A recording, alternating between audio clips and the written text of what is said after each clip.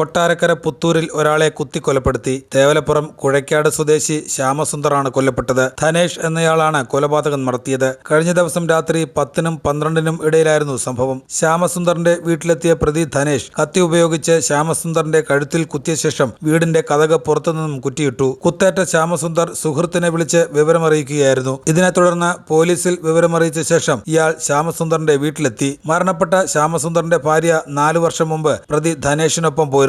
ഇത് സംബന്ധിച്ച് ഇരുവരും തമ്മിലുള്ള പ്രശ്നങ്ങളാണ് കൊലപാതകത്തിൽ കലാശിച്ചതെന്ന് പോലീസ് പറഞ്ഞു. സംഭവം എനിക്ക് 11:45 ഫോൺ വരുന്നത്, ഒരു കോള് വരുന്നത്.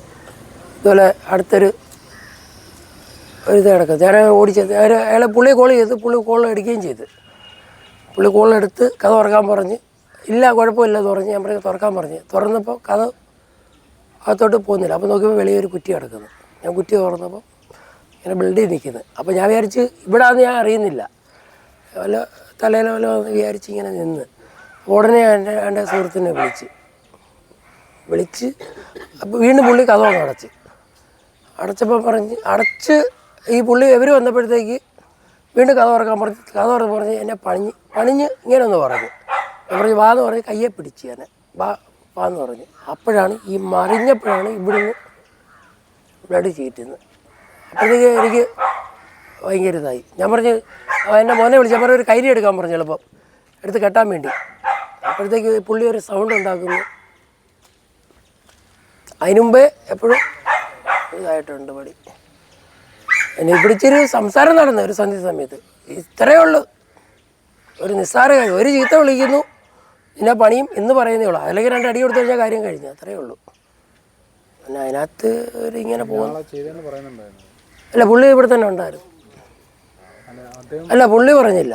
എന്നെ പണിഞ്ഞ് ഇത്രയേ പറഞ്ഞുള്ളൂ. പുള്ളി പറയുന്നില്ല, പുള്ളി പറഞ്ഞിട്ടില്ല. ഏതാ ഈ മരിക്കുന്ന വ്യക്തി പറഞ്ഞില്ല, പക്ഷെ എന്നെ പണിഞ്ഞ് എന്നേ പറഞ്ഞിട്ടുള്ളൂ. പക്ഷെ പുള്ളി ഇവിടെ തന്നെ എന്നിട്ട് കത്തി ഇവിടെ എൻ്റെ ഇവരെ കൊണ്ട് കളഞ്ഞിട്ടും പോയി.